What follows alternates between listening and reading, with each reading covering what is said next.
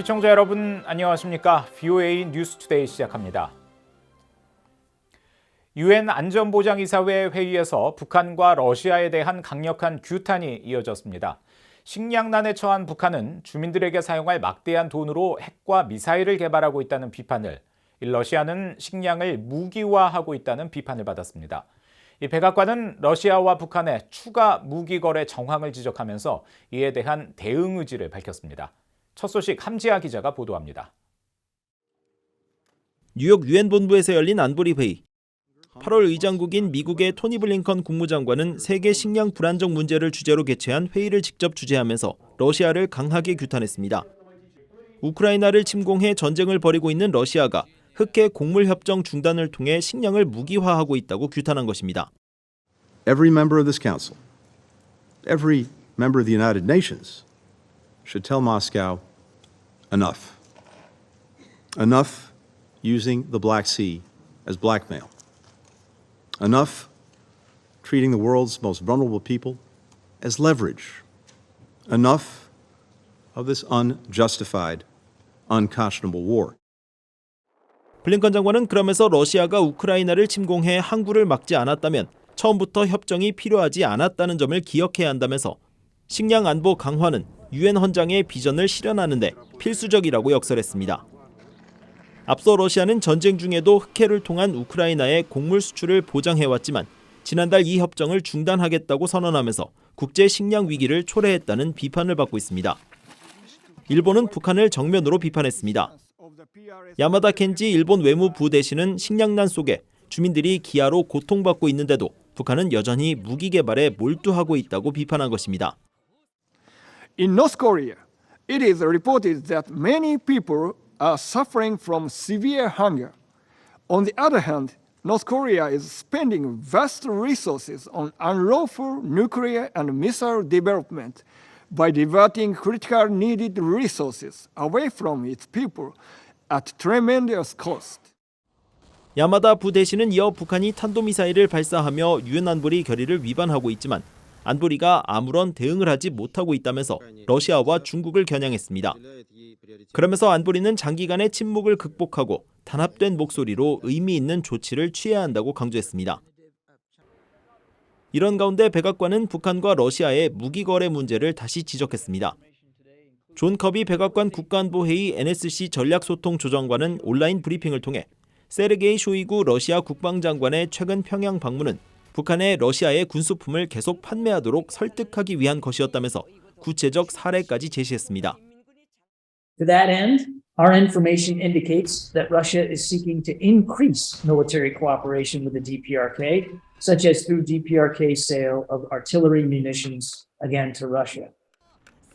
커비 조정관은 이어 북한과는 어떤 무기 거래도 유엔 안보리 결의 위반이란 점을 거듭 강조하면서 이 문제를 계속 주시하고 대응할 것이라고 밝혔습니다. VOA 뉴스 함지아입니다. 미국과 몽골이 한반도 비핵화를 위한 외교 의지를 재확인하면서 북한의 도발을 중단하고 대화에 나설 것을 촉구했습니다. 몽골은 북한, 중국, 러시아 모두와 우호적 관계와 교류를 유지하고 있는 국가인데 미국은 몽골과 전략적 협력을 확대할 것이라고 밝혔습니다.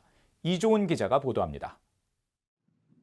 미국의 카말라 해리스 부통령이 2일 워싱턴을 방문한 몽골의 록상남스라이 어용에르덴 총리와 만나 두 나라의 전략적 협력을 대폭 강화하기로 했습니다. 백악관은 회담 후 발표한 공동성명을 통해 미국과 몽골이 경제회복력 구축, 민주주의 원칙과 제도 증진, 안보 협력 강화에 주안점을 둔 전략적 협대를 확대했다고 밝히면서 안보 분야에선 북한 문제도 명시했습니다. 미국과 몽골은 한반도의 항구적 평화를 달성하기 위한 유일한 실행 가능한 수단으로서 북한과의 외교에 대한 의지를 재확인했다면서 북한은 유엔 안보리 결의에 대한 추가 위반을 중단하고 협상에 복귀할 것을 촉구한다고 밝혔습니다. 성명은 또 양측은 영내와 국제 안보 우려 사안에 대한 건설적인 관여의 중요성을 인식했다면서 우크라이나 전쟁의 인도주의적 결과에 깊은 우려를 표하고 국제법에 기반한 지속 가능한 평화를 회복하기 위한 모든 노력을 지지했다고 설명했습니다. 몽골은 국경을 맞대고 있는 중국, 러시아와 비교적 우호적인 관계를 유지하고 있으며 북한과도 외교 관계를 맺고 있습니다. 이런 가운데 미국은 한국, 몽골과 지난 6월 영내 다자협력, 정치안보 파트너십, 상호 호혜적인 경제관계를 위한 3자 대화를 시작했습니다. 해리스 부통령은 이날 회담 모두 발언에서 두 나라의 전략적 협력 강화를 강조하면서 기후위기, 또 민주주의와 인권 수호, 규칙 기반 국제 질서에 대한 위협 대응 등에서 계속 함께 일할 것이라고 밝혔습니다. Mongolia has been a reliable democracy and friend in the Indo-Pacific for more than 3 decades, and the partnership between our countries has helped to ensure stability and prosperity in the region. And the American people have a profound stake in the future of the Indo-Pacific. 록삼낭스라이 몽골 총리는 민주주의 개혁과 시장 경제 발전, 인권과 자유 존중을 위한 미국의 지지에 사의를 표하면서 양국의 전략적 협력 확대가 몽골에 많은 경제적 기회를 가져올 것이라는 점을 강조했습니다. During my visit, I am pleased that Mongolia and U.S. will issue joint statement strategic neighbor partnership, and we are going to sign an economic cooperation roadmap.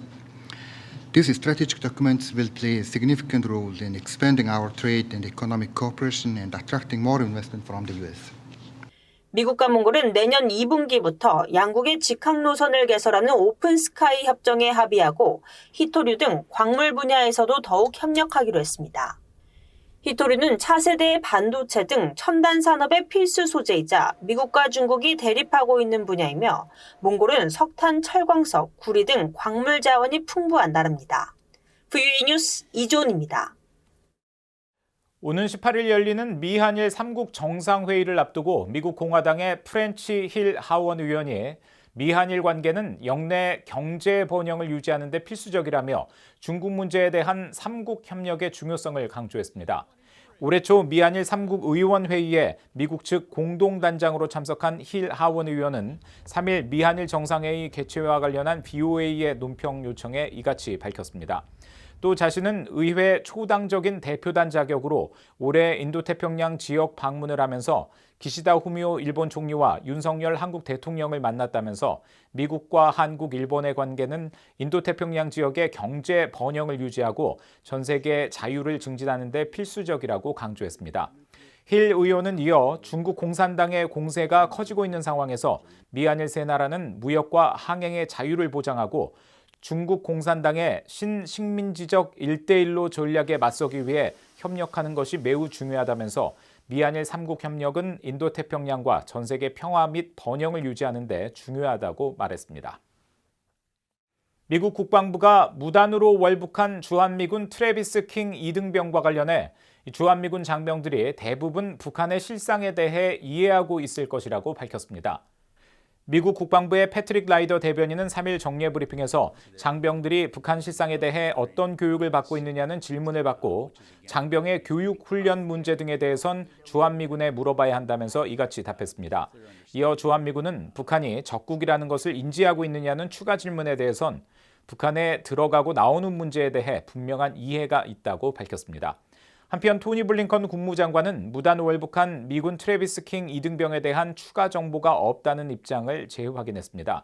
블링컨 장관은 3일 미국 ABC 방송과의 인터뷰에서 우리는 그의 행방과 안위에 대해 더 많은 것을 파악하려고 실제 시도하고 있지만 그런 정보가 없다고 밝히고 그러나 2일 북한은 드디어 우리가 이런 질문을 하고 있다는 점을 이해한다고 인정했으며 그러나 우리에게 답변은 주지 않았다고 밝혔습니다. 블링컨 장관은 이어 미국 정부는 킹 2병에 대한 기본적인 정보를 확보한 다음에 그를 어떻게 데려올 수 있는지 알아보기 위해 가능한 모든 합리적 수단을 통해 시도하고 있다고 말했으며 지금은 기본적으로 아무것도 모른다는 것이냐는 질문에는 그렇다고 답했습니다. 최근 북한 선박들이 국제해사기구 IMO의 고유번호를 외부로 드러내지 않고 국제법을 위반한 채 운항하는 사례가 늘고 있는 가운데 일부 선박은 대북 제재 위반 전력까지 있는 것으로 드러났습니다. BOA가 선박의 실시간 위치 정보를 보여주는 마인트래픽 정보를 토대로 최근 일주일 사이 선박 자동 식별 장치 AIS 신호 정보를 발신한 북한 선박을 조사한 결과 북천호와 하프호 등 최소 9척의 북한 선박이 IMO 고유 번호 없이 운항을 한 것으로 파악됐습니다. VOA가 포착한 9척의 선박 중에는 뉴콩코를 비롯해 과거 대북 제재에 연루된 선박도 있었습니다. 북한 선박의 AIS 정보에는 선박 이름과 선적, 또 해상 이동 업무 식별 번호 MMSI가 담겨 있지만 선박의 건조 시점부터 부여되는 IMO의 고유 번호는 없었습니다. 유엔 안보리 대북제재위원회 전문가 패널과 해운 전문가들은 국제사회의 제재 단속이 IMO 번호를 통해 이루어진다는 점에서 북한 선박들이 과거 전력을 숨기고 추가 불법 행위를 감추기 위한 의도를 갖고 제재 회피 운항을 하는 것으로 추정했습니다. 지난 3월부터 5월까지 사이버상에서 북한 정권과 연계된 해킹 조직 라자루스와 러시아 연계 조직으로 알려진 APT28이 두드러진 활동을 보이며 피해국의 국가안보와 경제 안정에 심각한 위협을 가하고 있다는 지적이 나왔습니다. 사이버 보안 기업인 블랙베리는 최근 공개한 올해 2분기 국제 사이버 위협 정보 보고서를 통해 라자루스와 APT28은 주로 정부기관과 군사조직, 기업, 금융기관을 집중적으로 공격하며 지속적으로 기술을 발전시켜 방어하기 어렵게 만든다며 이같이 지적했습니다. 보고서는 이어 이 기간에 포착한 사이버 공격 대상 국가로는 미국이 50% 이상으로 가장 많았고 이어 한국 약 25%, 일본, 캐나다, 호주 등의 순으로 나타났다고 설명했습니다. 또 국가 연계 해킹 조직들이 이 기간 의료 산업도 표적 삼았다며 특히 지난 5월 한국 사법당국은 북한에 기반을 둔 해커들이 서울대학 병원에 침투해 기밀 의료 데이터를 탈취했음을 공개했으며 언론 등은 북한 해커 조직인 김숙희, APT그룹 등을 공격의 배후로 지목했다고 소개했습니다. 한국군 소속으로 베트남전에 참전했던 미국 내 한인들에게 미국 정부의 의료 혜택을 제공하도록 하는 법안이 미국 상원에서도 발의됐습니다.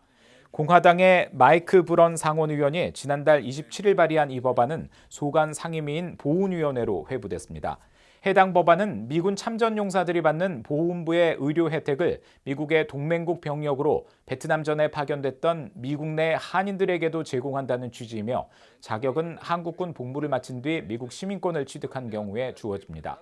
앞서 하원에서는 이미 지난 5월 상원 법안과 거의 동일한 내용의 법안이 통과됐습니다. 이상으로 VOA 뉴스투데이 마칩니다. 시청해주신 여러분 고맙습니다.